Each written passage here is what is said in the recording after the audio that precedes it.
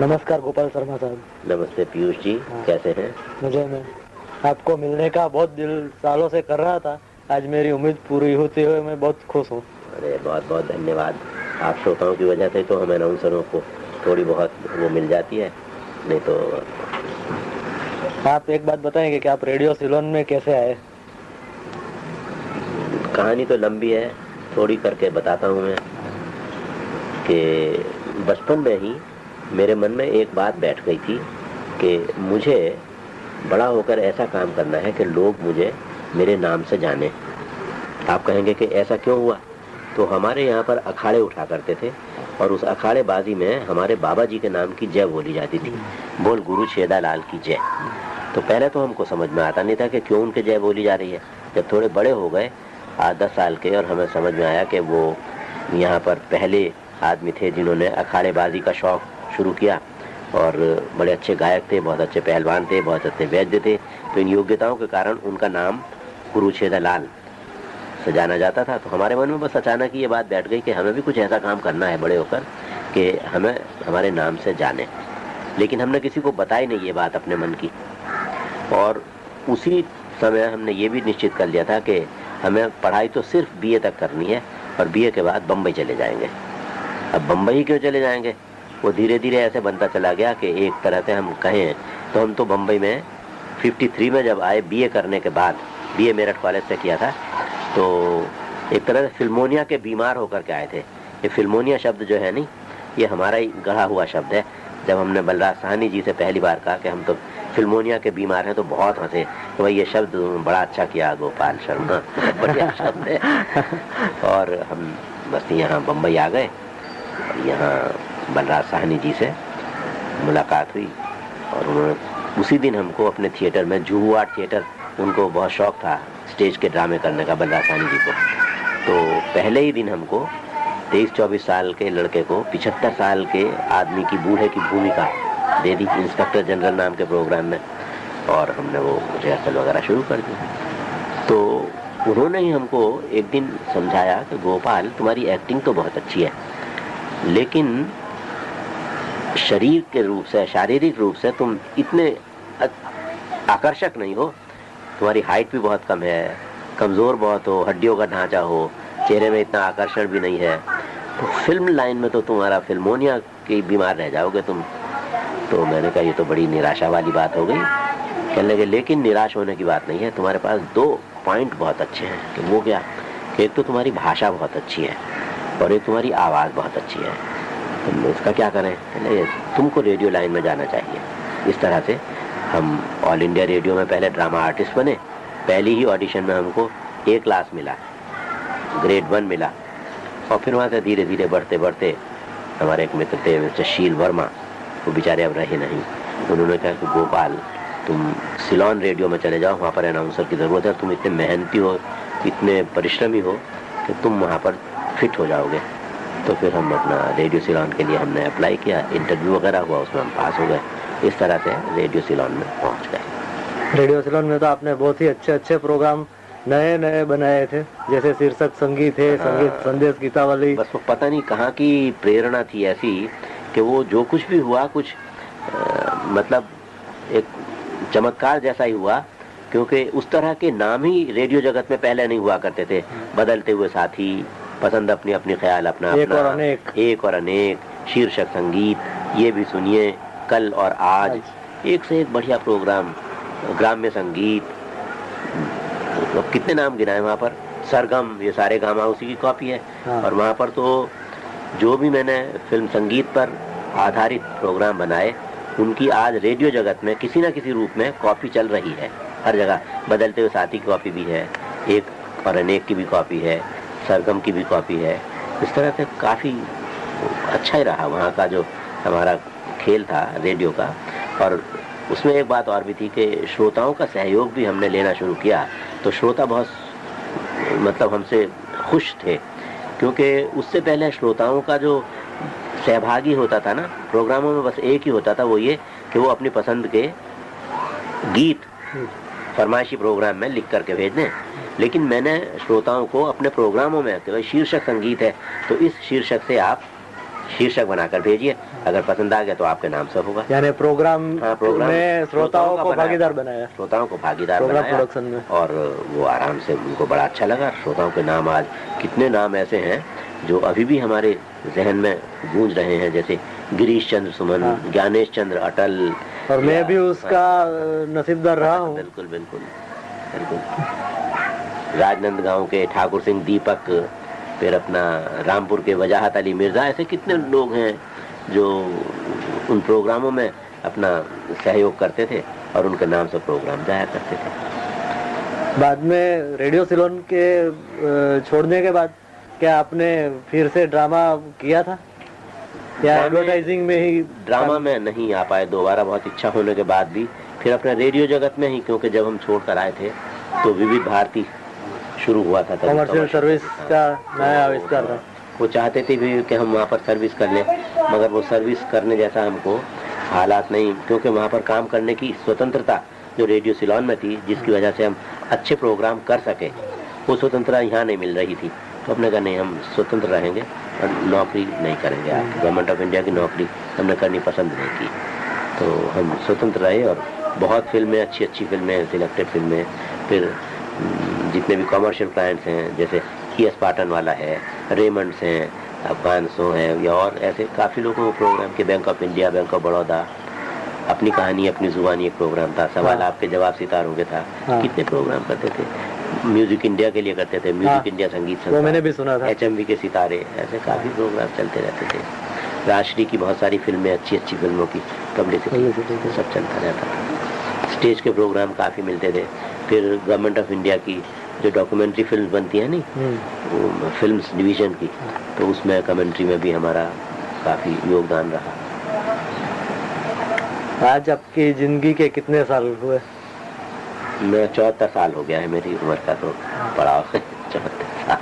हम चाहते हैं कि आप पूरा सेंचुरी तक प्रोग्राम करते ही रहे और बोलते ही रहे। देखिए, जो ऊपर वाले की मर्जी होगी, क्योंकि तो बैंक अकाउंट है सांसों का, तो ना आप बैलेंस छोड़ सकते हैं और ना ओवर ड्राफ्टिंग कर सकते हैं। जितना है बस उतना ही दे सकते हैं। हम आपको शुभेच्छा तो दे सकते हैं। हाँ, ये तो है ही। और हमारे सूरत में भी आज कमर्शियल सर्विस अभी शुरू हो गया है। अच्छा, तो हम चाहेंगे कि कहीं कहीं आपका प्रोग्राम वहाँ से भी ब्रॉडकास्ट हो, देखिए तो हमको काफी लोगों को सुनने को मिले।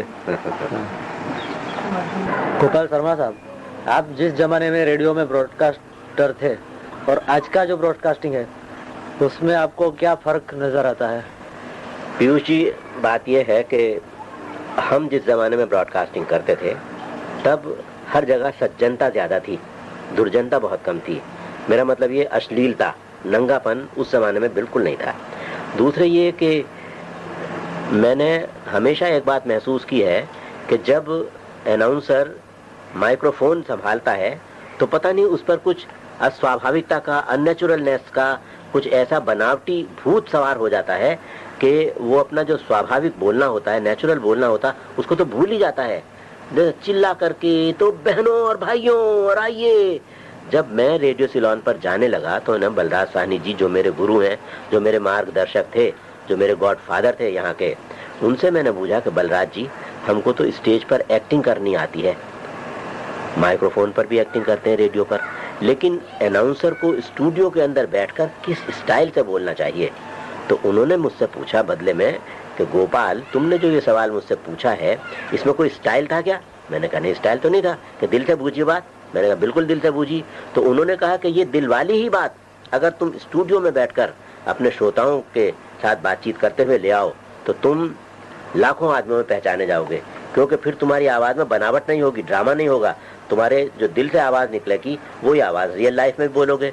तो उसका नतीजा ये हुआ कि आज मुझे 35 साल हो गए रेडियो सिलोन छोड़े हुए, लेकिन आज तक लोग मेरी आवाज़ को या मेरे बोलने के तरीके को भूले ही नहीं, क्योंकि मैं नेचुरल बात कर रहा हूँ, आप आपस में बातचीत, और तीसरे आदमी के कान खड़े हो रहे हैं और वो मजबूरन पूछता है कि आप गोपाल शर्मा हैं क्या, रेडियो सिलोन वाले? मैं तुरंत बलराज साहनी जी को श्रद्धांजलि अर्पित कर देता हूँ। आज का जो ब्रॉडकास्टर है वो एक तो अश्लीलता बहुत बोल रहा है और गलत ढंग से बोल रहा है, भाषा का उच्चारण बिल्कुल खराब हो गया है। 80% अनाउंसर्स को उर्दू के शब्द तो आते ही नहीं, जैसे कत्ल है, अब कत्ल में कै में एक नुक्ता है, काफ उर्दू का शब्द है, और आदत है वो कत्ल बोलते हैं, एक शब्द में दो गलतियां। जैसे गजल, अब दोनों जगह नुक्ते हैं, गाजा वो कहते हैं गजल। एक बार एक दिल्ली का श्रोता आया, वो गायक आया और बातचीत करते करते कहने लगा कि शर्मा जी, अब शब्द है शर्मा जी, से और शे का अंतर अखबारों तक में खत्म कर दिया। मतलब ऐसी भाषा का तो इतना सत्यानाश हो रहा है कि मैं आपसे बता नहीं सकता। मेरा मन इतना दुखी होता है कि कोई ऐसी मशीन ऑन कर दी जाए जिससे सबका उच्चारण, भाषा का जो ज्ञान है वो सही हो जाए। तो वो कहता है शर्मा जी एक जज्बाती गजल सुनिए। अबे मैंने कहा सत्यानाशी, पहले तू जज्बात और गजल और शर्मा जी ये कहना सीख, उसके बाद में गजल गाना। और मैंने कहा अच्छा आप जाइए, अभी जब भी आप सुधार लोगे भाषा तब आप मेरे पास आना। तो आजकल तो और ख़ासतौर से एफएम पर तो इतनी अश्लीलता हो रही है और इतना लिबर्टी हो रही है। बातचीत की स्वतंत्रता होनी चाहिए, लेकिन एक सीमा तक, एक उसका जो एक स्टैंडर्ड है ना, एक स्तर जो है वो खत्म नहीं होना चाहिए। स्वतंत्रता के साथ सेल्फ डिसिप्लिन भी होनी चाहिए, डिसिप्लिन होना चाहिए, अनुशासन पूर्ण भाषा होनी चाहिए। तो इस मामले में बहुत अंतर है। और क्या बताएं, आज गायकों के बारे में मैं कहना चाहूंगा कि रे शब्द जो है, जैसे प्यार, इकरार, तो आजकल के गायक रे में, जब रे आप बोलते हैं, बोल के देखिए, आप बोलिए रे, बोलिए रे रे रे, तो आपने जो जुबान जो लगी है वो दांतों के थोड़ा सा ऊपर लगी रे। लेकिन आजकल के जो गायक हैं वो रे को बोल रहे हैं रे, मतलब हलक में ले जाते हैं, प्यार, इकरार। तो ये कहाँ जा रही है हमारी भाषा? और हमारे संगीतकार और गीतकार क्या कर रहे हैं? ये मट्टी के माधो की तरह से बैठे हुए हैं, कहते नहीं उनसे कि भाई रे को ठीक बोलो, प्यार हुआ, इकरार हुआ, प्यार हुआ, इकरार हुआ। कितना बुरा लगता है ना सुनने में। जैसे भारत में दो ही संगीत की महादेवियां हैं, एक लता मंगेशकर, एक आशा भोसले।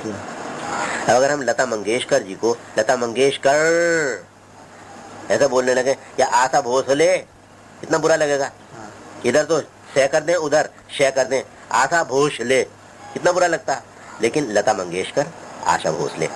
तो अब आशा जी का एक गीत है, अब उनको किसी ने भी नहीं बताया कि भाई आप ये क्या कर रही हैं। वो मैं तो गाना तो नहीं जानता, लेकिन फिर भी बताऊंगा। जैसे मुझको हुई न खबर, चोरी चोरी छुप छुप कर ले गई मेरी नजर है, चोरी चोरी। अब बताइए, वरना होना चाहिए मुझको हुई ना खबर, उसकी प्यारी पहली नजर, रे रे रे। ये रे शब्द पर जो है आप एक आंदोलन चलवाइए, क्योंकि आपका इनमें काफी उठना बैठना है। और आप कहिए कि रे शब्द को सही बोलिए। अच्छा, अनाउंसर्स भी रे शब्द के साथ गलत बोल रहे हैं आजकल, बहुत अन्याय कर रहे हैं। रे को तो मतलब टुकड़े टुकड़े कर दिया, जैसे कत्ल कर देते ना किसी चीज को, टुकड़े टुकड़े कर देते हैं, ऐसी हालत कर रखी रे शब्द की। तो और से और शे और ये नुक्ते उर्दू के, उर्दू की भाषा की जो खूबसूरती है, सुंदरता है, वो है नुक्ता, नजाकत। अब उसमें जे में भी नुक्ता है, कै में भी नुक्ता है, वो कहे नजाकत, खराब लगता है। खुदा, खुदा को खुदा, ये जो है ना, ये भाषा का सही उच्चारण बहुत जरूरी है, जो आज हमारे ऑफिसर्स भी भूल गए हैं, टीचर्स भी भूल गए हैं, अखबार वाले भी भूल गए, सब भूल गए। भाषा का इतना दुरुपयोग हो रहा है, एब्यूज जिसको कहना चाहिए, भाषा के साथ बलात्कार किया जा रहा है, नंगे शब्दों में कहा जाए तो। इस पर मेरा बहुत मन दुखी है, और मैं जहाँ भी मौका होता है मैं बराबर कहता हूँ स्टेज पर भी लोगों से, लेकिन कुछ हो नहीं रहा। धन्यवाद गोपाल शर्मा साहब, आपने बहुत बहुत धन्यवाद, समझ दिया। और मेरी आपको मिलने की तमन्ना बहुत सालों के बाद पूरी हुई। जब से मैं छोटा था तब से आपका दीवाना था। धन्यवाद आपका बहुत बहुत। अब हमारी बातचीत इधर हम खत्म करते हैं, और काफी बातचीत रह भी गई होगी, फिर भी समय की मर्यादा होती है, ये तो है। हो सकता है कि कुछ चीजें हमें आपको आपका घर छोड़ने के बाद भी मालूम हो के सिलसिला तो ऐसा है ना, ऐसा तो अनंत विषय है। हाँ। क्योंकि 74 साल का लेखा जोखा 10-5 मिनट में तो होता ही नहीं है। धन्यवाद आपका बहुत बहुत। नमस्कार।